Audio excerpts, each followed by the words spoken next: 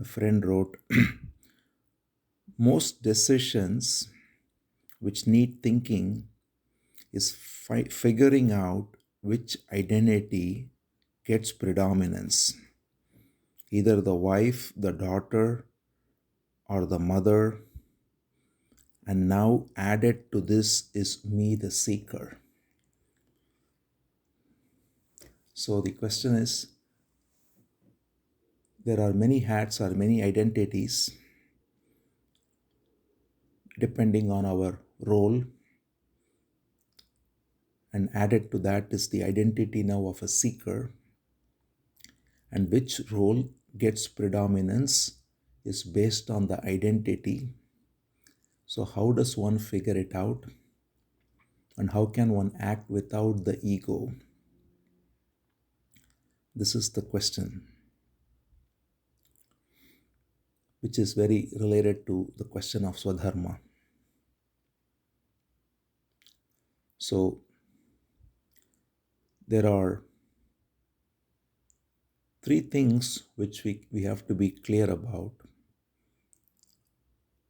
because it's easy to mix them up, and many times the language mixes it up as well.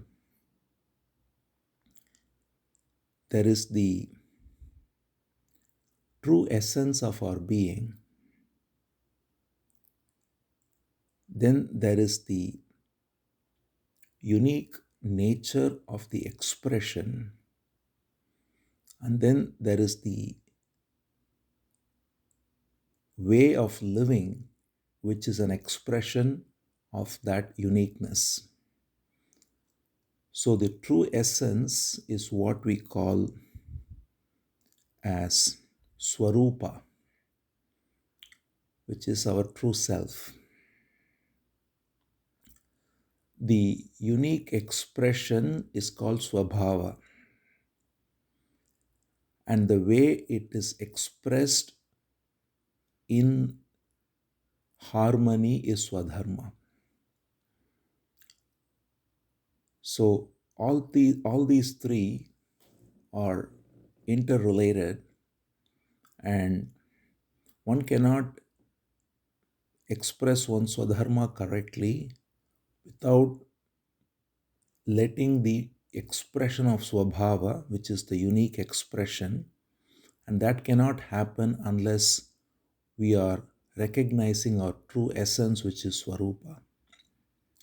So let's see how, first of all, this is not happening for most of us because of our false identification as the self with mind projected images. So, right from childhood,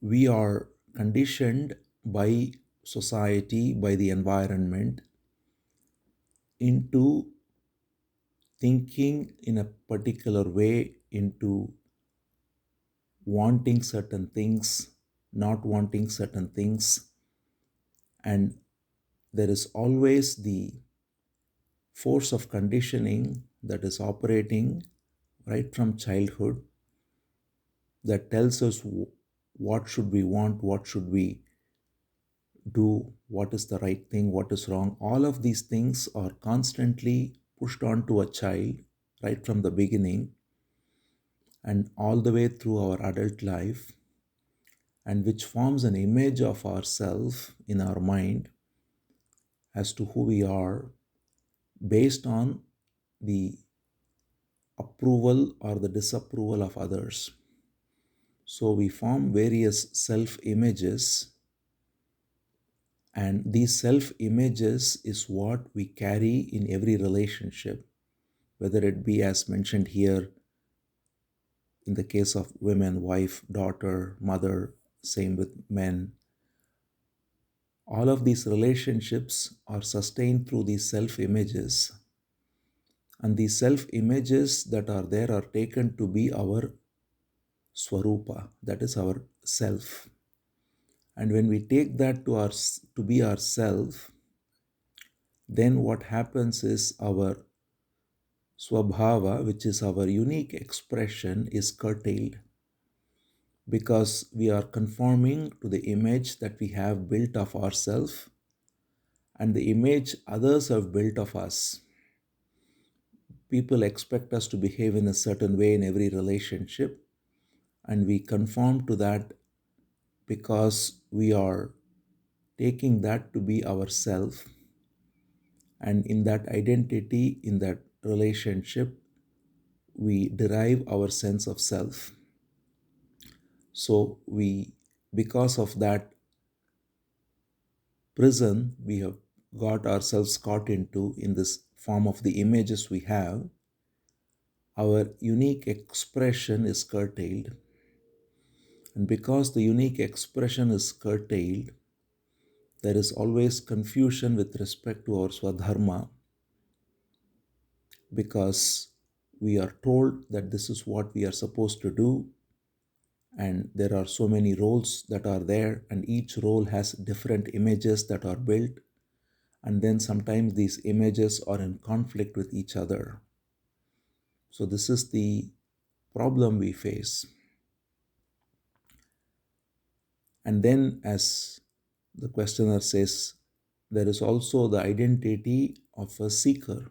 So when we come to spiritual inquiry, spiritual wisdom, we unknowingly build an identity there as well, a self image of a seeker.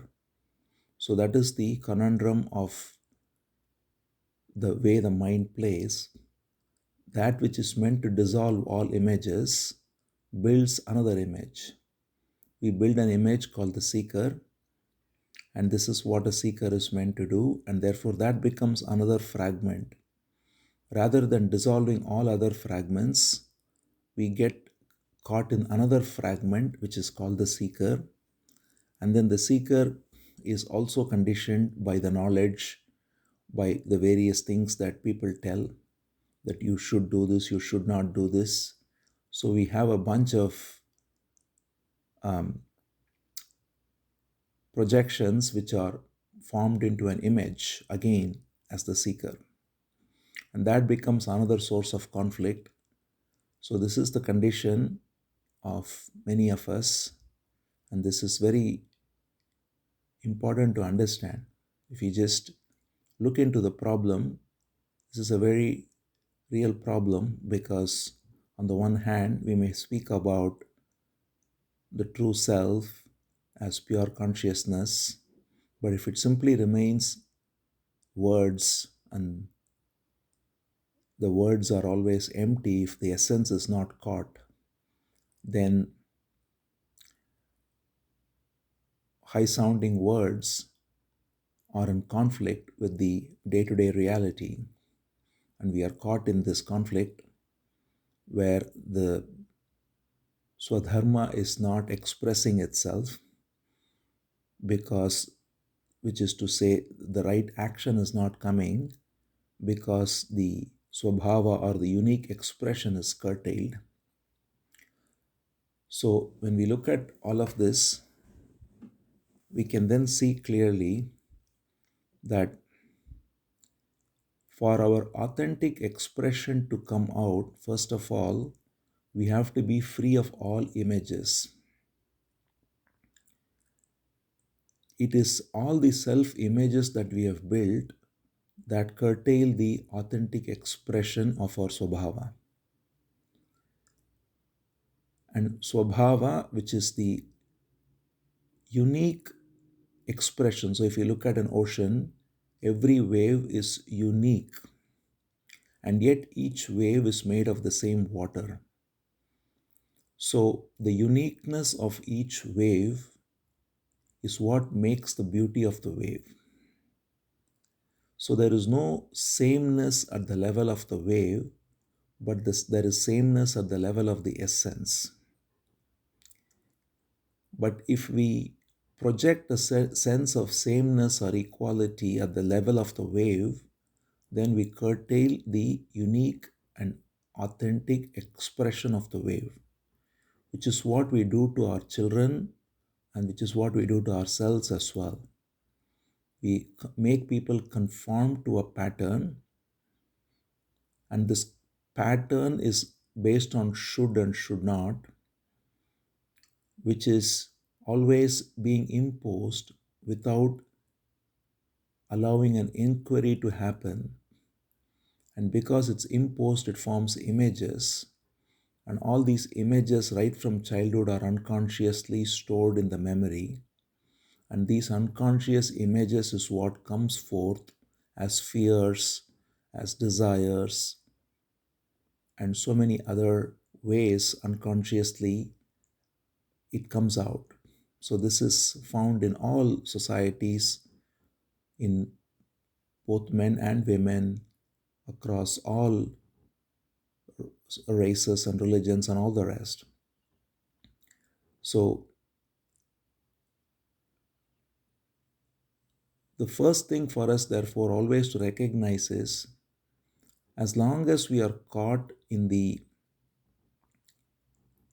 image of the self, which is a projection of the past, there is always going to be conflict of what is to be the right action now. Because it is the past that is the memory that is interfering with the activity of or the intelligence of this moment. Whatever rises now, if it is not given full attention, and if we are looking at it from the perspective of an image that I have built over the past, then that image becomes more important than what is happening right now. Or what is happening is seen through the prism of this image. And that image then dictates our actions. And because of that, we get caught in patterns which are not fully attending to what is necessary right now. So, this is always the problem we have as long as we are caught in images, because there is no attention to what is happening fully. Attention is divided between that and the sense of me. So, when that attention which is divided is seen, and because of the clear awareness of division in attention, attention becomes whole again. Only then we are free of these images which are coming forth from the past, which are hijacking our consciousness, and they are masquerading as self. And when that awareness is there, and because of the awareness the images are dissolved, then one can completely be free of the grip of the me. The grip of me is nothing but grip of the past images that I have built. So when we take any relationship, whether it be, as mentioned, wife or mother or husband or daughter or whatever it might be, all of these are caught in the net of images. We think to ourselves, this is what I'm supposed to do, this is what I'm expected to do, and these images become the prison in which we are caught. So, for us to actually let our unique expression come out, we have to be free of the image making. And that requires us to be very aware first of the images we have.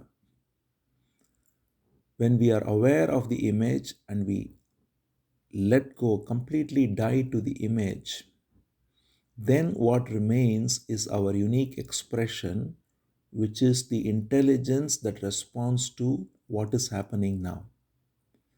And that intelligence knows the functional role of each relationship. It is not that when the images go, the relations go. In fact, when the images go, the relations are only enhanced. If one is dealing with one's partner or children or parents, the functional relationship remains intact, but the image that is built over time as to what is expected of me, what is expected of the other. If that's gone, then the functional role brings forth an intelligence which is necessary for responding to the demand of any given moment. And when we go about living life in this way, where our unique Swabhava, that is our authentic expression, responds to each moment, then we are engaging in our Swadharma. When Swabhava is curbed, then the Swadharma is always never expressed properly. So, this is why in the Gita too, Krishna says the nature of Arjuna, Swabhava, is he is a fighter, he is a ruler, he is a Kshatriya. And when he was trying to curb that out of some image he has built and out of ideas he got, then his Swadharma would not come out and he was having conflict. So he was told that you have to give expression to your Swadharma by letting your Swabhava express itself fully. And that happens when you are free of identification with the false sense of self. So when we are not caught in the images of the me, and therefore we are not caught in any false idea of self, then there is the stillness within, there is the ground of awareness within, which as our true self shines forth. And in this presence of stillness, the unique nature expresses itself. And the unique nature expresses itself with love and care. One of the questions people always ask is, if I don't have any image, then will I actually do the right thing, or what will happen? How can I function without the ego, and so on? But the beauty of it is when we let go of this ego completely, this false image, then what is there is true attention and care. Because when there is no image, there is only the expression of the uniqueness of each entity without the trap of me and mine. And therefore, there is complete attention and unconditional love.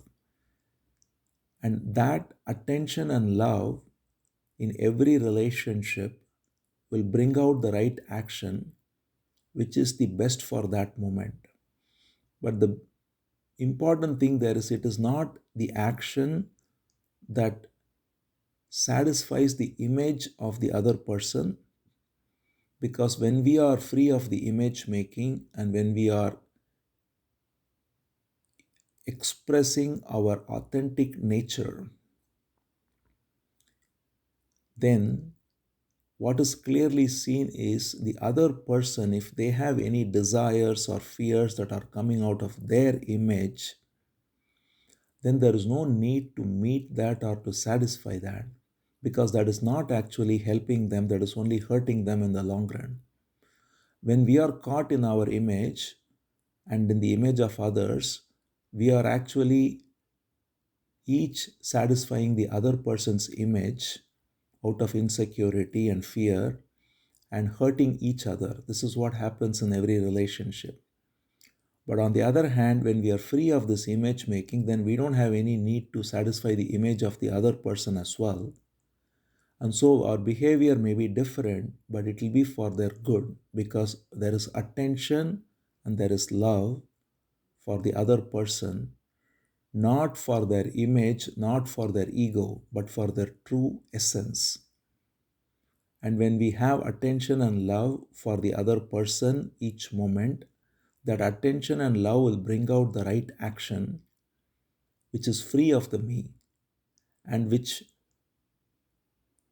may not be pleasing them sometimes, even because pleasure, as we have already talked about, is only seeking comfort in the known. Something I have known before, I want it again, that is pleasure. So when someone wants something because they have done it before and they want it again and again, they are seeking pleasure, which is comfort. And providing pleasure and comfort is what image does. When I am caught in an image and the other person is caught in the image, then we are trading pleasure and comfort. And when the pleasure and comfort is not there, then there is friction.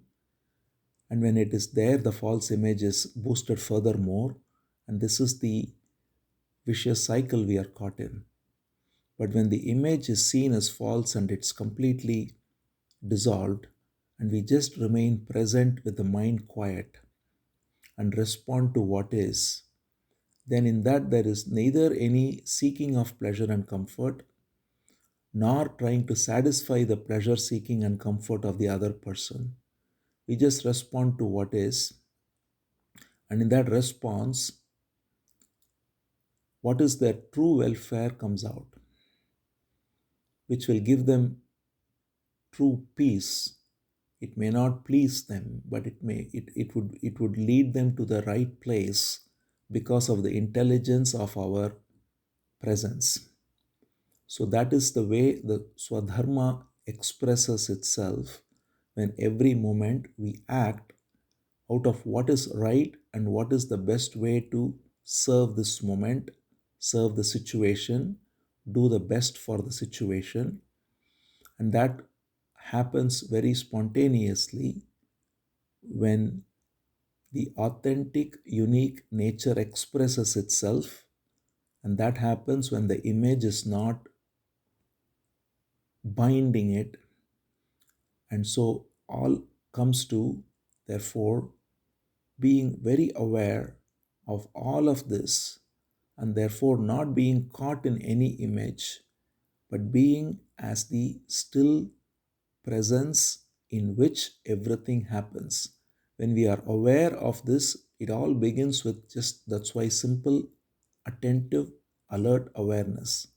When we are alert and aware, then our own images that are binding us are dissolved.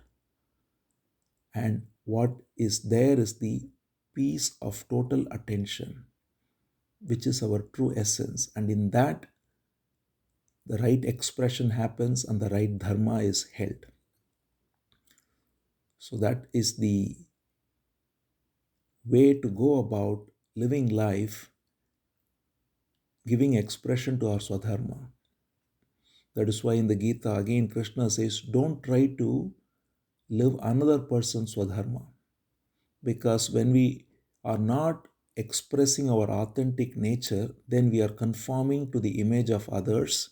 And that's what we always do. We are trying to meet other person's expectations and their desires and satisfying their ego. So all of this comes out only because of lack of awareness.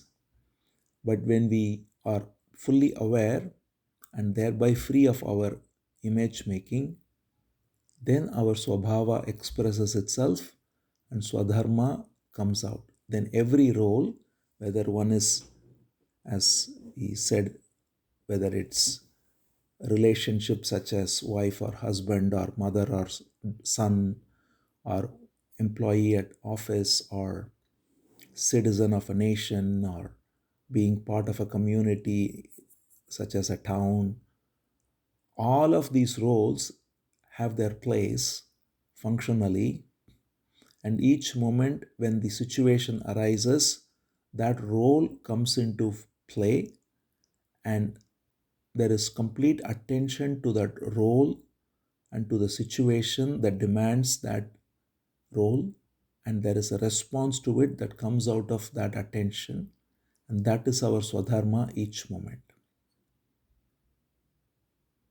This is the other reason why, if we look at also the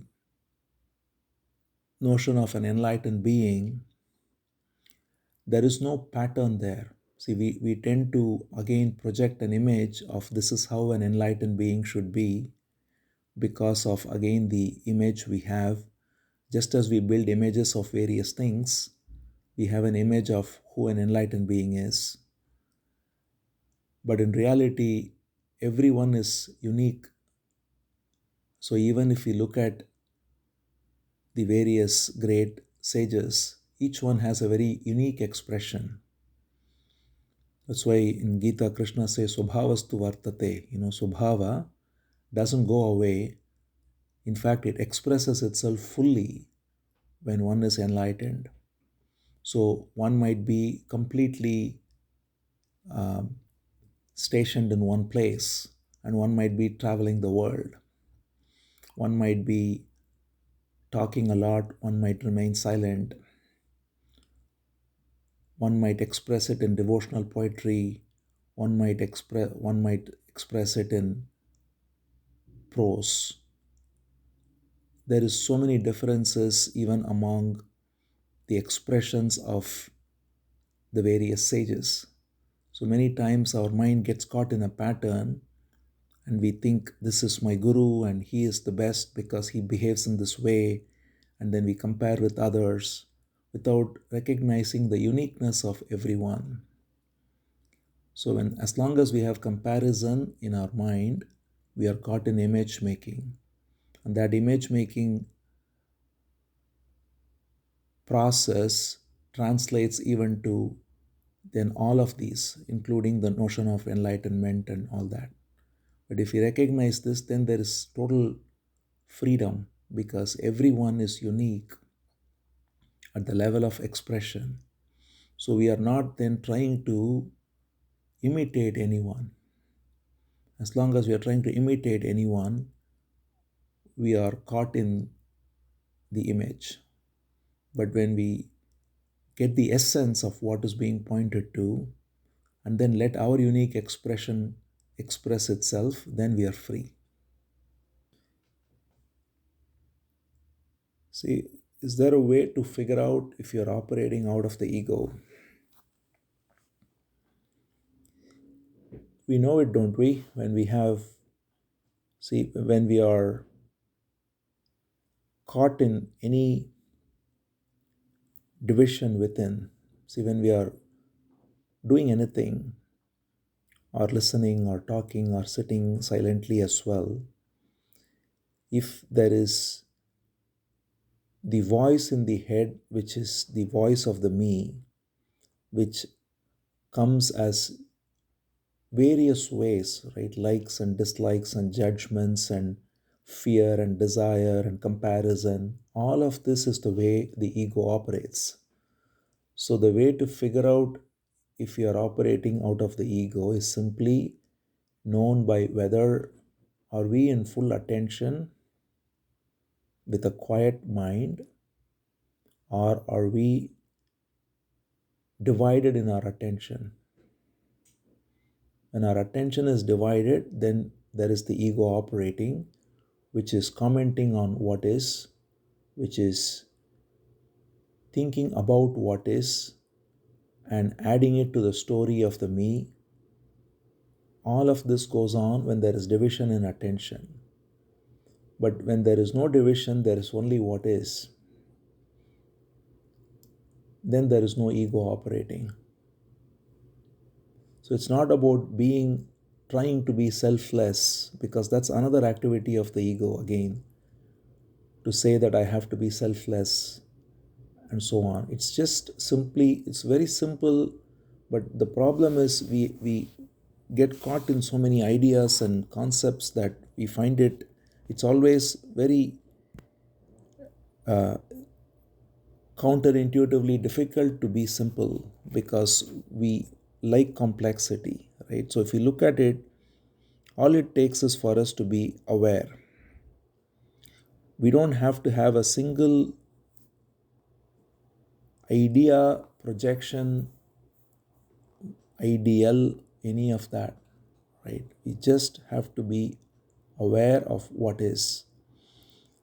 When there is an awareness, then the awareness reveals what's going on.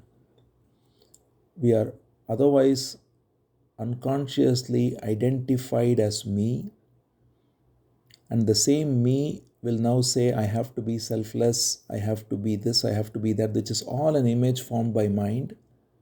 And then that image becomes the dividing factor from what is. But if there is an awareness of all these activities of thought, then in that awareness, everything is seen clearly. Then there is nobody trying to be selfless. There is nobody trying to love any of that, right? There is just total awareness of what is. And if there is the me rising with its voice, that is also seen in that awareness clearly. And when we are clearly and totally aware of this me, then the me dissolves, because it's only through identification that the me sustains itself. When I am not identified with the me, but when attention is simply aware of this me, then that very awareness dissolves the me, and then there is total attention. That's the very simple, direct way of being present each moment. We don't have to know anything, we don't have to know any concept, we don't have to know any philosophy, right? We just have to be very alert and aware each moment. That alertness, that awareness is the portal to our true essence of peace itself, because that reveals the falsity, the false self, the images, all of it, and it dissolves it. It's like the light that shines and removes all the darkness, and the light alone remains. One of the different ways in which men and women function is the same ego operates, but in different ways, where again, this is all not necessarily the case, and it could be different, always unique to each person. There can be a general proclivity, for instance, among men to let the ego operate in the way of demanding more, and the women to let the ego operate in the way of pleasing others more, let's say. It may not be true, but since I've heard a few people mention it, that could be, but both are ego. That's the important thing to recognize. Whether, and this is not just necessarily gender based, because even among men, I'm sure there are people who always try to please others, and among women, there may be people who try to dominate others. But either way, it is the ego. That is the important thing to recognize. Whether I'm trying to please the other person always, or whether I'm trying to just please myself through the other person always, I'm caught in the ego. And so to be aware of all this is very essential. Then there is no difference. It's not anything to do with the gender or anything to do with, same may be true with, West and East has its own differences in the way the ego operates. Um, so cultural difference. So, but all of these are just ultimately different ways in which images are built and the ego operates. But when we are aware, then we are not caught in any of it. We simply recognize whatever way in which this rises, this self image that is rising, that can come in so many ways. And when we are very alert and aware, everything is seen clearly. Just that's why it's important to not let a single thought go unwatched. Any thought that rises, in the sense of psychological thought, especially thought about the self, judgments and comparisons and all of this, if we watch all of this, we know very clearly, which is your original question, how do we figure out if you're operating out of the ego? That's the way. So we know, and all of these are just the ego, and it can come out in different ways in different people, or in the same person it can come out in different ways at different times. For instance, there may be the same person who is trying to please in one relationship and trying to I mean, this is very typical too. Like, there may be someone who is trying to please his boss at work, and then he's trying to get pleased by his family at home. So the same division can happen in the same person as well, depending on the role they are playing, or the situation they are in. So, but all of this is just, uh, you know, that's the difference between what is called as psychotherapy and true self knowledge. Psychotherapy goes into all these specifics and trying to figure out why I'm this way, why I'm that way. But the self knowledge is just looking at the whole thing in one, in one, like one holistic vision of the entire movement of me, which is coming in all these ways, and there is no difference ultimately. That's why between men and women, between east and west, any of that, because it's just differences in expression, but the essence is the same. It is the same ego that's operating. And so when we see this clearly through awareness, then we are free of it. Now, anytime we are aware, we are free.